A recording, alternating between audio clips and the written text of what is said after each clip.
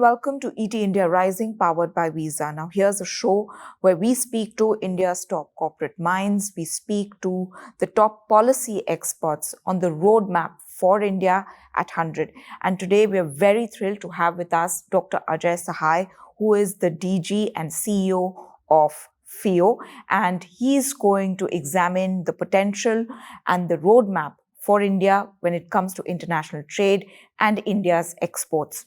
Dr. Ajay Sahai, thank you so very much for joining us today. Thank you, Miloni. Thanks for giving me this opportunity. And I want to start by focusing on the macroeconomic environment. You know, the WTO has said that global trade will only grow by about 1%, and this is a downslide, from its earlier forecast of 3.4%. It said that this is because of the global uncertainty, and India is, of course, going to be impacted by it. How will all of this impact our exports, especially because most of our exports, like petroleum products, precious stones, chemicals, they're all income sensitive items? 2023 is definitely going to be a tough year. WTO has forecasted the growth of global trade will be just 1%. IMF has projected that 1/3 of the economies will be under recession, and many of them will feel like they are in a recession. This will be a unique year where the growth of the global trade will trail behind the growth of global economies, and we have seen this happening in 2008 and 2013. And these were tough years. India, to a large extent, will not be much impacted, but we will not be insulated either. There are some of the positive which India will carry in 2023, which will help India to continue to be on the growth path so far as exports are concerned. You all know that we have managed a pretty good growth in exports, even despite little hiccup. In the calendar year of 2022, we are expected to reach around 440 billion. In the first 11 months of the calendar year, we have already reached 405 billion. So in this scenario, I think this is something which is quite exceptional. The positive for India would be that we have already carved out very effective free trade agreement. We have CEPA with UAE, which was announced only in the month of May. We have operationalized ACTA with Australia only 3 days before the end of 2023. And we will be working on these agreements. So I'm pretty sure that Indian exporter will be taking advantage of these agreements to push India's exports. We will be having new free trade agreement, particularly with UK and Canada, and we may be having additional one with Israel and GCC. If that happens, probably new markets will be open to India. We also feel that PLI scheme will add to the incremental production, and there will be new sectors who will be joining the production. And this will also help India to push its export, because a lot of PLI production will be targeted towards exports also. Thirdly, we are seeing that India will be more integrated into the global value chain. We know that US is making a very conscious effort to build a value chain, less China. And India is prominently figuring there. China Plus One policy has helped India in the past, and I think we will carry out the more proactive reforms and take the advantages of this policy in next few months. So I personally feel that 2023, though of course will be a tough year, it may not impact India to that extent. And if we are touching an export of $440 billion by the calendar year of 2023, we can still look for an export of around $480 to $500 billion by the end of this calendar year. What are the segments, or what are the sectors you see being impacted more? No, in fact, if you are looking into the sector which will be impacted more, most of them will be the commodities, because commodity prices have taken a hit. So far, petroleum prices have not been much impacted, and in fact, recently we are seeing them moving up. So if the petroleum prices take a hit with the cap being brought by the US, the scenario may change. As of now, whether it's iron ore in particular, because demand in China has come down, iron and steel, cotton, man-made filament yarn, man-made fiber. These are the commodities where we are seeing the major hit. When it comes to the value-added products, two products in particular are the cause of concern. One is the textile made-ups, where the global trade is growing. Probably we have lost little market. And the other is furniture. So except for these two value-added segment, I think it's by and large the commodities, which of course have taken a hit. A, because the demand has taken hit, and B, because their value has come down. Countries like United States, countries like China, who are big trading partners of ours, these countries will be facing the onslaught of the global economic slowdown. How do you see that impacting our exports? In fact, when I'm following USA, I'm not much concerned with the recessionary trend because so far the labor market has been very impressive. And in fact, the employment rate in US is going up. Secondly, US is not a country which is bothered about the revenue deficit or the fiscal deficit. They will be pumping money to revive the economy.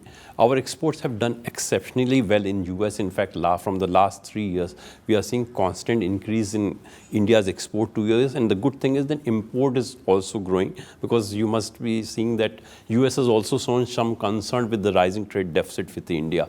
So we are very happy that US is supplying more oil and gas to India. Our defense cooperation is increasing, probably with the aviation sector opening up. More and more aircraft will be brought from India to US. So I'm not much worried about China. China definitely is a cause of concern, not so much its impact on India. If you are looking into China, our export has already taken a hit of around 30% or so because most of us raw material was going to China. So if we can convert the raw material to evaluated products, China as such will not be a problem for Indian exports, though of course China's slowing down will have a lot of impact on many of the Southeast Asian countries also because they are heavily integrated with China. And with China slowing down, probably their import appetite may come down. And with that happening, what will the repercussion on rest of the imports is definitely a cause of concern for all of us. India's share of global exports is just about 2%, but the government, to boost exports, has rolled out a lot of schemes, right? Like AtmaNirbhar Bharat, the PLI scheme, and also we see recently there is a renewed push on the FTAs. How is all of this working out on the ground? And in terms of policy intervention, what is required? No, in fact, if you are talking about the AtmaNirbhar Bharat self-reliance, the good thing is that India is completely self-reliant so far as food products are concerned, and so is true of textile and apparel, iron and steel, and automobile. We, of course, have to move a long way forward in electrical and electronics and the machinery segment. The good news is that the PLI scheme is covering all these segments, and so far the result for the PLI scheme in respect of mobile has been extremely encouraging. Today, we are a net exporter of mobile. My total mobile import bill is less than my mobile export bill. Last fiscal, we exported mobile around $7.7 billion. This year, we are expected to take it to around $9 to $10 billion. In the electronic sectors also, positive results are coming from the PLI scheme. I am focusing on the PLI scheme for this segment because I think one of the major problems in India's export is the structural nature of exports. 30% of my exports is targeted to a segment which contribute to 70% of the global imports. And 70% of my imports are chasing a market which is just 30% of the global imports. Today, electrical, electronic, machinery, and automobile, these three segments put together account for 35% of the global import with a whopping import size of around 6.7 trillion. In this segment, our share is less than 1%. And we have tremendous opportunity. And that's why we are pinning hope on the PLI scheme, because if the PLI scheme can start yielding result in these segments, we will be increasing our exports significantly. We are looking into taking our exports to now 3% and 5% by 2026 and by 2030. We also feel that in these segments, we can save more than $100 billion through import substitution also. So definitely these schemes will help. So far as FTA is concerned, I think a very distinct shift has happened in our FTA strategy. Now we are focusing more on the countries who are complementary economies in our major market. One of the major criticisms of India's FTA has been the fact that we have FTA with the countries where we have seen more surge in imports as compared to exports. But I think the trend will now reverse, and this will be a very positive sign. We also need to look into a very effective FTA engagement, not only just from the export perspective. we can attract a lot of FDI and we can attract investment in the PLI, because today companies are coming to India to use India as a source for their global supply also. So that's an advantage which we'll have, where we can add the FTAs for attracting FDI as well. In fact, let me then bring the issue which will be figuring very prominently in all the discussion and even all the FTAs. People may call them non-tariff measure or non-tariff barrier, but we have to be extremely cautious of the fact that environmental concern and labor regulation is going to play an extremely important role. As a country becomes more integrated into the world exports, definitely the exporter becomes more vulnerable to the labor requirement or the environmental requirement of the importers. That may be either voluntary, because if you are dealing with the large company, they have their own set of social compliance, they have their own set of standard, but you have to follow. It may be part of what is following from the statutory compliance required by a country. But the fact of the matter is that being in the buyer's market, you have no other option. And as a long-term roadmap also, we have to move forward into that direction. Even in WTO, we are negotiating with our partners countries to bring down the tariff on environmental related goods and services. We are engaged on reducing the fishery subsidies, because we are not interested that marine life is exploited beyond a point. So we have to be conscious that this will be an area where we have to move very proactively. Labor regulation is also something which we have to move on, because I personally feel that remuneration of better return to the labor and improvement of the working condition of the labor is part of any egalitarian society. And we should not see either opposing that or lagging behind. Initially, it may cause a challenge to the industry, but this is something which in the long term will pay that. There are a number of studies which have shown that some of the proxies on the labor standards have actually helped in enhancing countries' exports.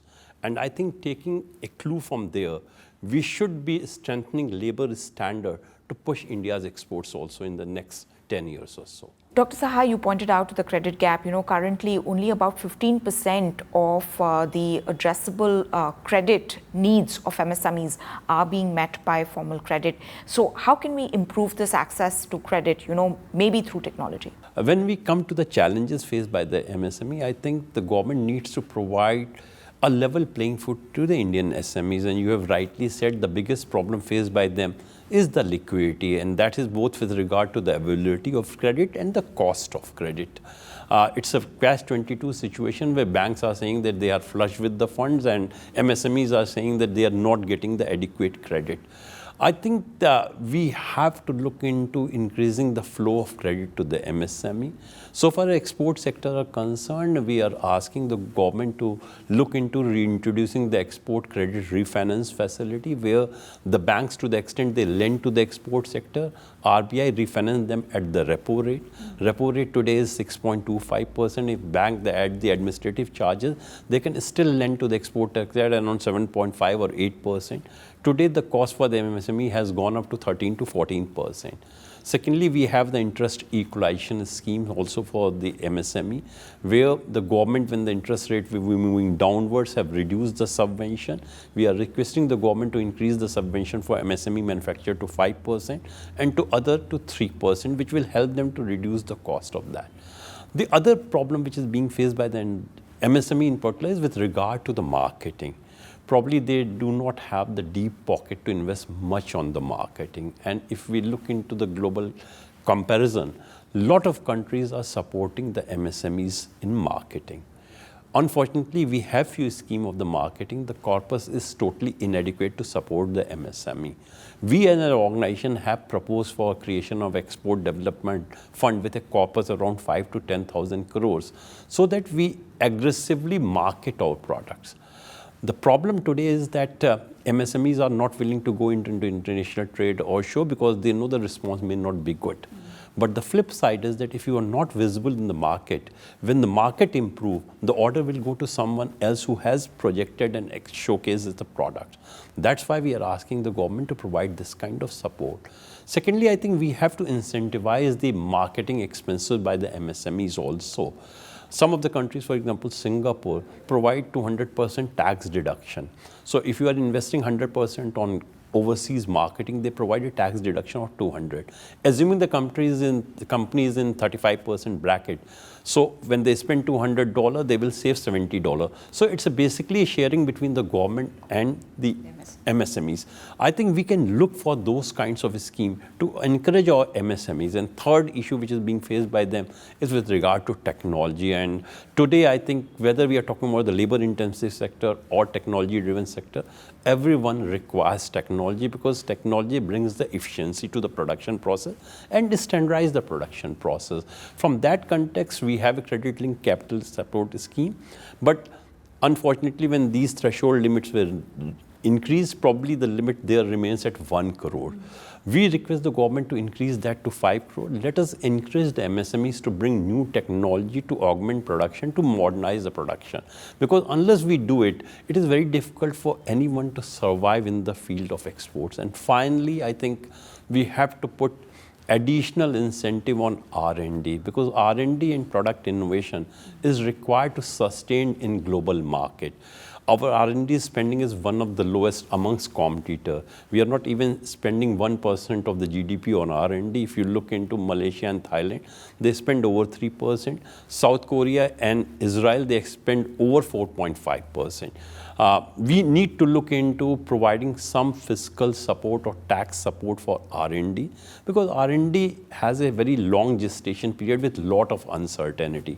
And globally, if you look into the trend, it has been incentivized. So I think that should be the call which we also should take. Dr. Sahai, you mentioned that India wants to increase or double its exports by 2030 to $2 trillion. And MSMEs are big contributors to exports, right? Up to 40% or more than 40% of contribution comes from the MSMEs. How can we make our MSMEs more globally competitive? And when it comes to policy, what is the kind of push that you see they require?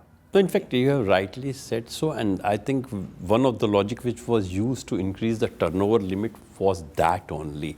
To large extent, that now addresses that, because up to 200, 250 crore, you can continue to be a medium-sized company, and probably the benefit flows to them is the same what flows to the micro.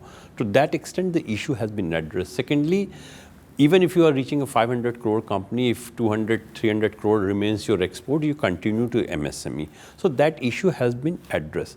I personally feel that so far as credit is concerned, it is not much a challenge of the policy, it's more on the implementation level. Today, we have a scheme which provides collateral-free lending to the MSME up to 2 crore. You go to any MSME, banks are not willing to give any credit without collateral.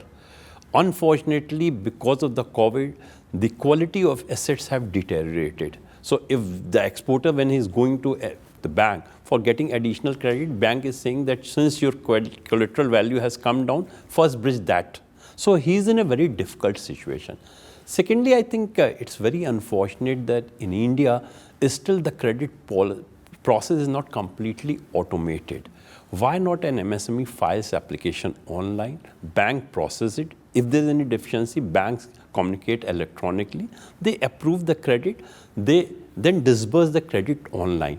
Even CGT MSC scheme, which provide for collateral-free lending, can be integrated. Because today banks are concerned that if default happen, they will take enormous time to get a refund from the CGTMA.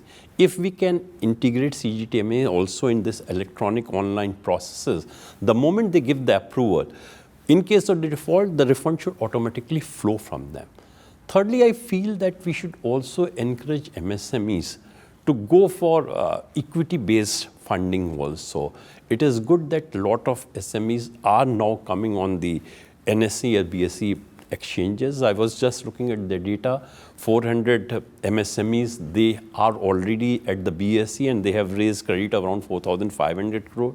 200 SMEs at NSE, they have raised credit around 3,100 crore. It also have the advantage because it will bring, public participation will bring accountability and transparency, and do you also reduce your bottom line also. So I think if we put more focus on the implementation part, we can address these issues. Dr. Sahai, there are fintechs, there are NBFCs that are attempting to bridge the credit gap to MSMEs. What is the sort of role that you see them playing over the next couple of years when it comes to powering the system? I was in Indore roughly 6 months back. I was talking to a young group, around 30 in all of them, everyone below 30 years of age, and each one of them was exporting more than $10 million through online. They were exporting mattresses. I was not aware of that. And when I asked them how you're meeting your credit costs, he said the banks are not willing, but thanks the fintech companies have come. They are looking into our GST turnover, they are looking into our income tax turnover, and based on that, they are providing the credit.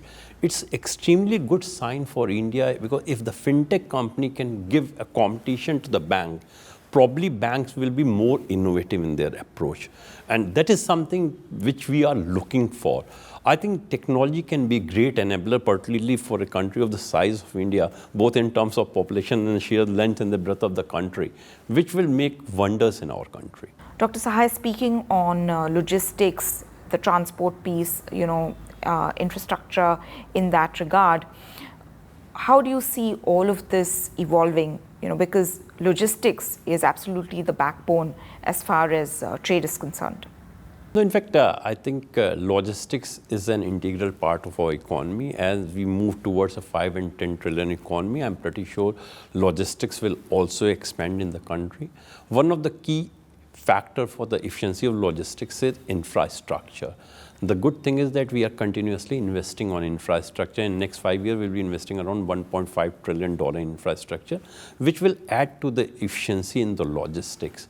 I personally feel that GST has been a game changer for the logistics industry.